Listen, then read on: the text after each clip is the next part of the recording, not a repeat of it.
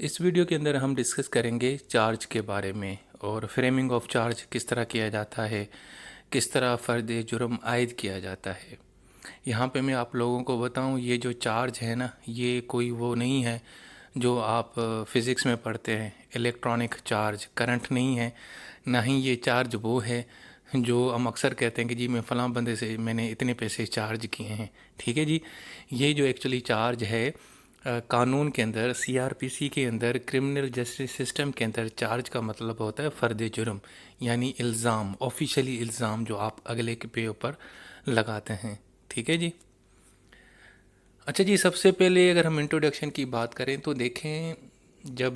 کسی بندے کو عدالت میں لایا جاتا ہے نا، اور اس بندے کے اوپر الزامات ہوتے ہیں، تو اس سے پہلے کہ اس کو سزا سنائی جائے، عدالت کیا کرتی ہے، اس کو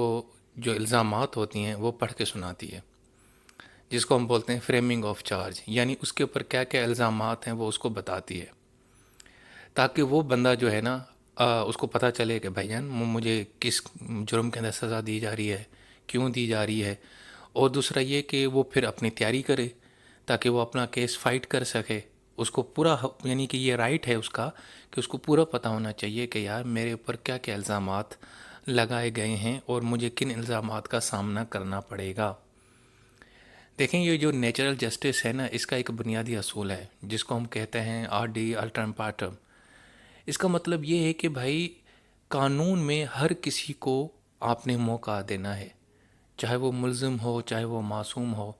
آپ نے اس کو ضرور سننا ہے ایک دفعہ۔ اور ایون کہ اگر ایک ایسا بندہ ملزم ہے جس کو آپ نے اپنی آنکھوں سے دیکھا ہے کہ اس نے فلاں بندے کا مرڈر کیا ہے، تو اس کے باوجود عدالت میں اس کو ایک دفعہ ضرور موقع دیا جائے گا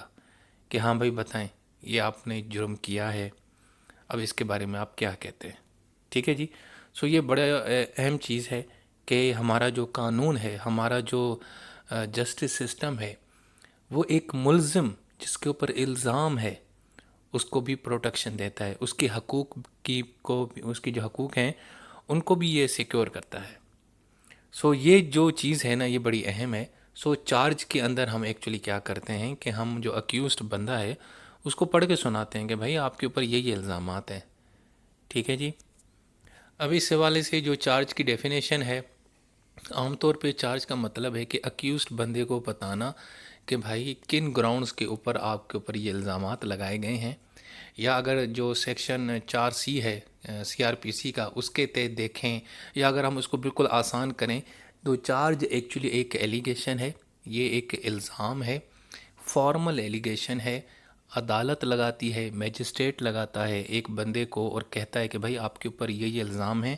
اب آپ اس کے بارے میں کیا کہتے ہیں۔ میں مثال دیتا ہوں، میرا ایک دوست ہے آکاش، اس کے اوپر ایک الزام لگا ہے کہ اس نے گاڑی چوری کی تھی۔ ٹھیک ہے، اب اس کے اوپر پولیس نے ساری انویسٹیگیشن کی اور جناب جو بھی اس کی رپورٹ بنا کے چالان بنا کے عدالت میں پیش کیا۔ عدالت نے جناب اس کو بلا لیا آکاش صاحب کو۔ اب آکاش کہتا ہے کہ جی آپ نے مجھے کیوں بلایا تھا؟ انہوں نے کہا بھائی اس لیے کیونکہ آپ کے اوپر یہ الزام ہے کہ آپ نے فلاں گاڑی جو ہے نا وہ چوری کی ہے۔ تو وہ اس کو بتائیں گے اور ساتھ میں یہ بھی بتائیں گے کہ بھائی یہ ثبوتوں کے بنیاد کے اوپر یہ جو انویسٹیگیشن ہم نے کی ہے ہمارے پولیس والوں نے، اس سے ظاہر لگتا ہے کہ یہ آپ نے ہی چوری کی ہے۔ اب آپ بتائیں، آپ یہ جو آپ کے اوپر الزام ہے جو کہ آپ نے یہ چوری کا جرم کیا، آپ اس کو مانتے ہیں کہ نہیں مانتے؟ اب یہاں پہ آکاش کی مرضی ہے۔ بعض اوقات 99% تو لوگ یہی کہتے ہیں کہ جی ہم نے یہ جرم نہیں کیا ہے، یعنی ناٹ پلیڈ گلٹی۔ کچھ بیچارے شریف ہوتے ہیں، ان کو پتہ ہوتا ہے کہ پھنس چکے ہیں، تو وہ کہتے ہیں کہ جی پلیڈ گلٹی، مطلب ٹھیک ہے جی میں مانتا ہوں کہ میں نے جرم کیا، تو اس کے بعد تو کیس ہی ختم ہو جائے گا۔ لیکن جب آپ یہ کہتے ہیں کہ نہیں جی یہ میرے اوپر الزامات جھوٹے ہیں، میں نے نہیں کیا، تو اس کے بعد پھر ٹرائل کا مزید پروسیس شروع ہوتا ہے اور پھر ہوتی ہے دمادم مست قلندر، یعنی پھر ایویڈنس پرووائڈ کیے جاتے ہیں، وٹنس پرووائڈ کیے جاتے ہیں، کراس ایگزامینیشن ہوتی ہے، پھر لمبا چوڑا کام شروع ہو جاتا ہے۔ ٹھیک ہے جی۔ سو چارج کا بیسیکلی مطلب کیا ہے؟ ایک ایلیگیشن، کس کے اوپر لگانا؟ ملزم کے اوپر لگانا۔ کون لگاتا ہے؟ عدالت یا میجسٹریٹ لگاتی ہے۔ کیوں لگاتی ہے؟ تاکہ اس کو پتہ چلے کہ بھائی یہ آپ کے اوپر چارج ہے، اب آپ اس کے بارے میں کیا کہتے ہیں، یہ آپ کے اوپر الزام لگائے اور یہ ان ثبوتوں کی بنیاد کے اوپر آپ کے اوپر یہ الزام لگائے، تاکہ وہ جو شخص ہے، یعنی جو میرا دوست آکاش ہے، اس کو ایک تو وہ تیاری کرے اور دوسرا یہ کہ اس کو پتہ بھی ہو کہ ہاں یار مجھے کس کیس کے اندر اور کس مقدمے کے اندر اور کس جرم کے اندر انہوں نے پکڑا ہے اور کس جرم کے اندر یہ مجھے نا سزا دینے والے ہیں۔ اچھا جی، تو چارج کے حوالے سے جو پروویژنس ہیں وہ 221 سے لے کر 241 تک سی آر پی سی کی یہ ساری چارج ڈیل کرتی ہیں، لیکن ہم ابھی صرف کچھ جو سیکشنز ہیں ان کو ڈسکس کریں گے، اور نیکسٹ پارٹ کے اندر مزید ہم اس کو مزید جو چیزیں ہیں وہ ڈیٹیل میں ہم دیکھیں گے۔ جناب سب سے پہلے تو یہ دیکھیں گے کہ یہ چارج جو ہوتا ہے نا، اس کی کنٹینٹ کیا ہوتا ہے، اس کے اسینشنلز کیا ہیں، اس کے پرٹیکولرز کیا ہیں، اس کی کیا خد و خال ہیں، اس کی کیا کیا چیزیں اس کے اندر آتی ہیں۔ جناب جب آپ چارج فریم کرتے ہیں، یعنی چارج شیٹ جس کو بولتے ہیں عام طور پہ، تو اس میں تو سب سے پہلے تو بھائی آپ نے آفینس کے بارے میں بتانا ہے کہ بھائی یہ جرم کیا ہے، اس جرم کی آپ نے ایک اسٹیٹمنٹ بتانی ہے۔ یعنی ہم نے آکاش کو یہ کہنا ہے کہ بھائی آپ نے یہ چوری کی ہے، پھر اس جرم کا پرٹیکولر نام کیا ہے، اور اس جرم کی ڈیفینیشن کیا ہے قانون کے اندر، وہ اس کو بتائی جائے گی، اس یعنی کہ اس جو چارج شیٹ ہوگی، جو فرد جرم ہوگا اس کے اندر لکھا جائے گا۔ ساتھ میں جناب پھر اس جو جرم ہے اس میں قانون کا ریفرنس بھی دیا جائے گا کہ پاکستان پینل کوڈ کی کون سے سیکشن میں، یہ کون سے سیکشن کے اندر اس جرم کا ذکر ہے۔ ساتھ میں پھر جناب وہ چارج کی جو لینگویج ہے وہ بھی ذرا دیکھی جائے گی۔ اب یہ تو انگلش میں بھی آپ چارج شیٹ بنا سکتے ہیں، یا عدالت کی جو بھی لینگویج ہے یا جو بہتر لگے، اردو میں بھی ہو سکتا ہے، اگر سندھ کے اندر ہے تو سندھی بھی ہو سکتی ہے، پنجابی میں بھی ہو سکتی ہے، یہ عدالت کے اوپر ڈیپینڈ ہے، لیکن عام طور پہ انگلش میں ہی ہوتا ہے۔ اچھا جی، اس کے علاوہ اگر اسی بندے کو آلریڈی کسی جرم کے اندر سزا ہو چکی ہے تو پھر تو جناب وہ سزا بھی لکھی جائے گی، اس کا ٹائم ڈیٹ سارا بتایا جائے گا کہ پہلے یہ کس کس جرم کے اندر کنویکٹڈ ہو چکا ہے۔ اس کے علاوہ جناب اس کے اندر چارج شیٹ کے اندر آپ نے وہ ٹائم بتانا ہے کہ کس ٹائم کے اوپر آکاش نے یہ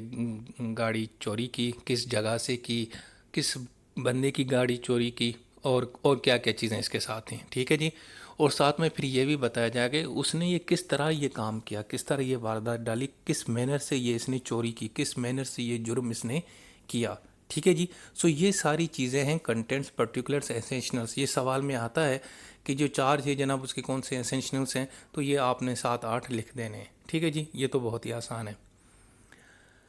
اب ہم دیکھتے ہیں کہ یار یہ فریمنگ آف چارج ہے، اس کا پرپس کیا ہوتا ہے، ہم فرد جرم کیوں لگاتے ہیں؟ بھائی اس کا پہلا تو یہ ہے کہ جو جرم ہے نا اس کے بارے میں نا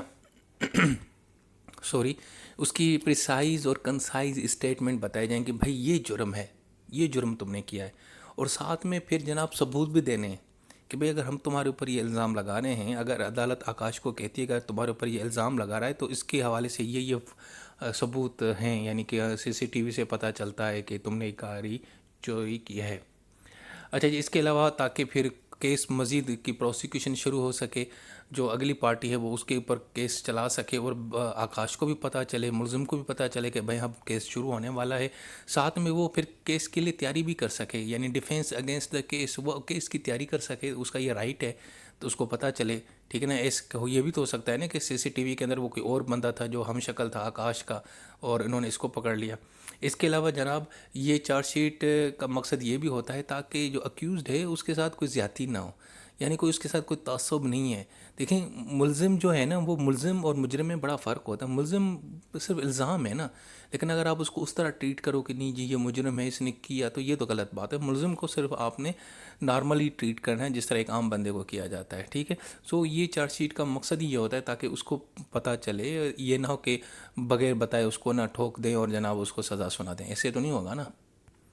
اچھا جی، اس کے علاوہ جناب ایکوریٹ انفارمیشن دینی ہے، اور جو چارج ہے، جو الزام ہے، اس کی نالج اس کو بتائی جائے گی، بتایا جائے گا اس کی بھائی کیا جرم آپ نے کیا ہے، تاکہ وہ بندہ جو ہے نا آکاش صاحب جو ہے نا اس کیس کے حوالے سے تیاری کریں، اور اس کے پاس جو ثبوت ہیں، جو وٹنسز ہیں، جو ایویڈنس ہیں، وہ تیار کریں۔ اور دوسرا کہ پھر اس کو اپنے مقدمے کی پوری جانکاری بھی مل جاتی ہے۔ سو فریمنگ آف چارج کا مطلب ہی یہی ہے، اور اب بعض اوقات عدالتوں میں ہوتا بھی یہی ہے کہ جب چارج فریم ہو جاتا ہے تو اس کے بعد جو ہے نا اگلی پارٹی ڈیفینس جو ہے نا اپنا کیس پھر اس طرح تیار کرتے ہیں، کہتے ہیں اچھا یار یہ ہمارے اوپر الزام ہے، اب ہم اس کو اس طرح ڈیل کریں گے۔ اچھا جی، اس کے بعد ہے سیکشن 224۔ یار اس میں یہ لکھا ہوا ہے کہ جو ورڈنگ آپ نے یوز کرنی ہے نا چارج شیٹ کے اندر، وہ لیگل یوز کرنی ہے، یعنی کہ جس طرح قانون کے اندر وہ ورڈز لکھے ہوئے ہیں کوئی آفینس کے بارے میں، جس طرح اس کی ڈیفینیشن ہے وہی آپ نے لکھنی ہے، یعنی اپنی اس لینگویج میں نہیں لکھنا۔ اپنی جو آپ کی ہے نا اپنی لینگویج جو بھی ہے آپ کی، اس میں نہیں لکھنا کہ اپنے ورڈز میں لکھ لیا، پیپر نہیں ہے بھائی صاحب یہ پنجاب یونیورسٹی کا، ٹھیک ہے، یہ چارج شیٹ ہے، تو یہاں پہ وہی ورڈز یوز ہوں گے جو ایکچولی قانون کی بک کے اندر موجود ہیں۔ پی پی سی میں اگر چوری کی جو ڈیفینیشن ہے آپ نے وہی ایگزیکٹ ورڈ وہاں پہ کاپی پیسٹ کرنا ہے، ٹھیک ہے جی۔ یہ ہے سیکشن 224۔ اس کے بعد ہے 225۔ یار اس میں یہ کہتا ہے کہ اگر چارج شیٹ کے اندر کوئی ایرر آ جائے، کوئی مطلب کوئی غلطی ہو جائے، ٹھیک ہے نا، سیکشن 220 تھا 221 کر لیا، یا کوئی اور ڈیفینیشن تھا، یعنی چوری کی اسپیلنگ غلط ہے، مطلب کوئی اور بھی کوئی بھی ایشو، یا اگر کوئی مائنر قسم کا ایرر ہے تو پھر تو جناب کوئی فرق نہیں پڑے گا، ٹرائل شروع ہو جائے گا، کام شروع ہو جائے گا، یعنی ٹھیک ہے۔ تو یہ ہے سیکشن 225۔ 225 یہ کہتا ہے کہ اگر نان مٹیریل یعنی ایسا ایرر ہے جو بہت ہی مائنر سا ہے، اس کی کوئی اتنی خاص اہمیت نہیں ہے، مطلب آکاش احمد تھا، احمد کی ایم کے بعد ویسے اس کے این ایس سی میں اے لکھا ہوتا ہے، اس نے ایم ای ڈی کر دیا، ٹھیک ہے نا، اور آکاش کی جگہ ایس ایچ کی جگہ اس نے سے آکاش کر دیا، مطلب اس طرح کا کوئی اگر مائنر ایرر ہے تو وہ تو کوئی ایشو نہیں ہے، ٹھیک ہے جی۔ سو یہ میں صرف آپ کو ایگزامپل دے رہا ہوں کہ مائنر ایرر ہوگا تو اس کا کوئی فرق نہیں ہوگا، ٹرائل شروع ہو جائے گا، کام شروع ہو جائے گا۔ اچھا جی، سیکشن 227 یہ کہتا ہے کہ عدالت کے پاس یہ پوری اتھارٹی ہے کہ وہ جناب جو چارج شیٹ ہے یا چارج ہے نا اس کو تبدیل کر سکتی ہے اور اس میں اضافہ بھی کر سکتی ہے، لیکن شرط یہ ہے کہ اس نے یہ تب کرنا ہے یعنی کہ ججمنٹ دینے سے پہلے یہ نہ ہو کہ فیصلہ سنا دیا اور اس کے بعد چارج شیٹ میں تبدیلی کرے، نہیں اس کے اوپر یہ بھی الزام تھا، یہ بھی الزام تھا، ایسے نہیں ہوگا بھائی۔ یہ عدالت کی رسپانسبلٹی ہے، اس کو ٹھیک ہے ہم یہ رائٹ دیتے ہیں کہ وہ چارج شیٹ کو تبدیل کر سکتی ہے، اگر کوئی نئی چیزیں مل جاتی ہیں بعض اوقات انویسٹیگیشن کے اندر تو چارج کو تبدیل بھی کر سکتی ہے، اس میں اضافہ بھی کر سکتی ہے، لیکن شرط یہ ہے کہ ججمنٹ دینے سے پہلے اور دوسرا جو بھی اس نے تبدیلی کرنی ہے نا اگر عدالت نے، تو وہ پھر اس نے بھائی اکیوزڈ کو بتانا بھی ہے کہ بھائی صاحب یہ چارج شیٹ تھوڑی تبدیل ہو گئی، اب آپ کے اوپر یہ بھی الزام لگائے، اب آپ کے اوپر یہ بھی الزام لگائے، ٹھیک ہے جی۔ یعنی آکاش کے اوپر پہلے الزام تھا چوری کا، اب یہ بھی لگ چکا ہے کہ بھئی چوری کرتے ہوئے تم نے فلاں بندے کو گالیاں بھی دی، تو یہ بھی ایڈ کر دیا، لیکن جو بھی تبدیلی کرنی ہے وہ آپ نے آکاش کو یعنی ملزم کو بتانا ہے۔ اچھا جی، اگر آپ نے چارج شیٹ میں تھوڑی تبدیلی کر لی، ٹھیک ہے، اب کیا ہوگا؟ اب اس میں یہ ہے کہ اگر دیکھتے ہیں کہ یار اس تبدیلی سے کوئی بڑا فرق نہیں پڑتا تو پھر تو ٹرائل شروع ہو جائے گا، پروسیڈنگ شروع ہو جائے گی، یعنی ڈیفینس کو بھی کوئی ایشو نہیں ہے، یعنی آکاش کو بھی نہیں ہے کہ وہ آکاش اگر یہ کہ نہیں جی آپ نے چارج تبدیل کیا اب تو یہ بڑا مسئلہ ہو جائے گا میرے لیے، لیکن اگر وہ بھی سمجھتا ہے کہ یار مجھے کوئی پرابلم نہیں ہے، یا اس کا جو حق دفاع ہے ڈیفینس اس میں کوئی پرابلم نہیں ہے، یا جو پروسیکیوشن ہے جو اس کے خلاف ہے، جو ریاست ہے جو کیس لڑ رہی ہے ان کو بھی کوئی ایشو نہیں ہے، مطلب کوئی مسئلہ نہیں ہو رہا، یعنی انصاف کے اوپر کوئی پرابلم نہیں آ رہی، مس کیریج آف جسٹس نہیں ہو رہی، تو پھر تو جناب معاملہ پروسیڈنگ چلتی رہیں گی، ایسی کوئی بات نہیں، ایسے سمجھایا جائے گا کہ یہ نیا ہی چارج ہے۔ یعنی اگر آپ نے چارج شیٹ کے اندر کچھ چیزیں تبدیل کی ہیں اور اس سے اگر ڈیفینس کی پروسیڈنگ کے اوپر، پروسیکیوشن کی پروسیڈنگ کے اوپر یا جسٹس سسٹم کے اوپر کوئی اثر نہیں پڑا، یعنی آپ کو نہیں لگتا کہ اس سے کوئی زیادتی ہو جائے گی ڈیفینس کے ساتھ یا پروسیکیوٹر کے ساتھ، تو پھر تو آپ نے اس پروسیڈنگ کو ایسے ہی چالو کرنا ہے جیسے یہ سمجھیں کہ یہ فریش ہی چارج تھا، ٹھیک ہو گیا جی۔ یہ ہے سیکشن 228۔ لیکن اگر آپ سمجھتے ہیں کہ یار اب یہ چارج شیٹ تبدیل ہو چکی ہے، اب یہ چارج تبدیل ہو چکا ہے، اس میں یہ نیا جرم اضافہ ہو چکا ہے، آفینس لگ چکا ہے، اور اس سے اب جناب اگر پروسیڈنگ اسٹارٹ ہوگی نا تو اس میں جو ڈیفینس ہے نا بیچارہ یا آکاش ہے جو ملزم ہے اس کو بھی نقصان ہو سکتا ہے، پروسیکیوٹر کا بھی کیس خراب ہو سکتا ہے، یا مس کیریج آف جسٹس بھی ہو سکتی ہے، تو اس صورت میں عدالت دو کام کرتی ہے، دو اس کے پاس راستے ہیں۔ ایک تو جناب وہ دوبارہ سے نیا ٹرائل شروع کرے گی بالکل زیرو سے، ٹھیک ہے، فریش، یا پھر کیا کرے گی کہ اس کو پوسٹ پون کر دے گی، معطل کرے گی کچھ وقت کے لیے، تاکہ کچھ معاملات کلیئر نہ ہو جائیں، سیٹل نہ ہو جائیں، ٹھیک ہے جی۔ 229 کے اندر یہ بتایا گیا ہے کہ اگر چارج شیٹ میں عدالت نے کچھ تبدیلی کی اور اس تبدیلی سے جو آکاش ہے ملزم ہے اس کے حق دفاع کو بھی اثر پہنچتا ہے، پروسیکیوشن کے کیس کے اوپر یا فرق پڑتا ہے، یا مس کیریج آف جسٹس ہو سکتی ہے، تو اس صورت میں دو کام ہو سکتے ہیں، نیا ٹرائل شروع ہو سکتا ہے، عدالت کر سکتی ہے، یا عدالت اس کو پوسٹ پون کرے گی تب تک جب تک معاملات کلیئر نہیں ہو جاتے۔ اچھا جی، اس کے بعد ہے 230۔ 230 میں کیا ہے کہ دیکھیں جی آپ نے ایک نیا جرم ایڈ کر دیا چارج شیٹ کے اندر، لیکن اس کے لیے آپ کو اجازت چاہیے تھی، ٹھیک ہے، تو اب آپ کیا کریں گے کہ آپ پہلے اجازت لیں گے اس جرم کے حوالے سے، جو پرمیشن ہے، جو لیگل پرمیشن ہے، جو بھی ریکوائرمنٹ ہے پہلے وہ پوری کریں گے، اس کے بعد پھر معاملے کو آگے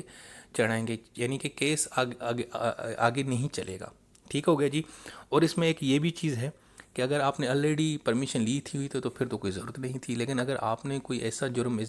ایڈ کیا ہے یا ایسی چیز اس کے اندر تبدیل کی ہے اپنی جو ہے نا چارج کے اندر، تو پھر تو آپ کو،